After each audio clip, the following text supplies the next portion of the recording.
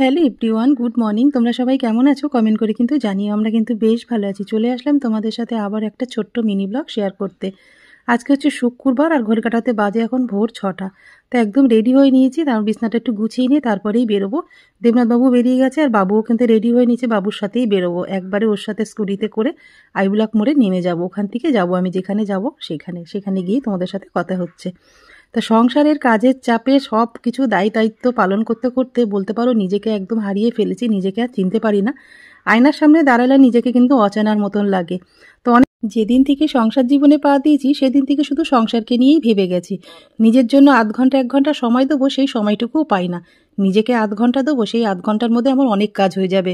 সকালে বাসি কাজ আছে, তারপরে পুজো দিতে দেরি হয়ে যাবে, স্যামকে কার কাছে রেখে আসবো, মানে এইসব ভাবতে ভাবতে বলতে পারো অনেকটাই দেরি করে ফেলেছি। কিন্তু না, সংসারের ফাঁকে আজ থেকে আমি প্রতিজ্ঞা করেছি যে নিজেকে অন্তত আধ ঘন্টা হলেও আমি সময় দেবো। তাই বলতে পারো আজ থেকে আমার শুরু হলো নতুন পথ চলা। তাই ছেলের সাথে বেরিয়ে পড়েছি। তা চলে আসলাম লালকার মাঠে। তা লালকার মাঠটা বন্ধ রয়েছে একটু ফাংশনের জন্য, 31st নাইটে একটা প্রোগ্রাম হয়, তো সেই জন্য মাঠটা বন্ধ করেছি। কিন্তু লালকার মাঠের চারিদিকটায় কিন্তু আমি 6-7 বার মতন মানে রাউন্ড দিয়ে একটু হেঁটে নিলাম। প্রায় বলতে পারো আধ ঘন্টার বেশি আমি ওখানে হেঁটেছি। বাড়ি আসার সময় বজরংবলীর দর্শন করলাম, তোমাদেরকেও দর্শন করালাম। সকালবেলার আরতিটা হচ্ছিল, তা সবাই দেখে আরতি দেখছিল, আমিও কিন্তু কিছুক্ষণ দাঁড়িয়ে ওখানে একটু আরতিটা দেখে নিলাম। দেখে না তারপরে টুকটাক একটু বাজার প্রয়োজন ছিল সেগুলো নিয়ে নিলাম। মানে সকালবেলা আমি যেগুলো খাই, আর একটু সিমও নিয়ে নিলাম। আজকে রান্না করব সিম দিয়ে মাছের ঝাল, সেই জন্য একটু সিম আর একটুখানি আমলকি, কাঁচা হলুদ, এগুলো শেষ হয়ে গেছিলো, সেটাও নিয়ে নিলাম। তা আজকের সকালটা মানে অন্য দিনের দিকে আজকের সকালটা যেন একটু অন্যরকম, বেশ ভালো লাগছে যেন। আজকে যেন একটা আলাদা রকম আনন্দ পাচ্ছি, জানো তো, যে না সংসারের কাজের ফাঁকে নিজেকে অন্তত আধ ঘন্টা হলেও সময় দিতে পেরেছি।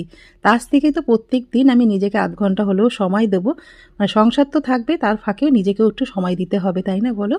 তা দেখো আমি সকালে প্রত্যেক দিন যেটা খাই, 1 গ্লাস মতন কিন্তু রস বানিয়ে নিলাম।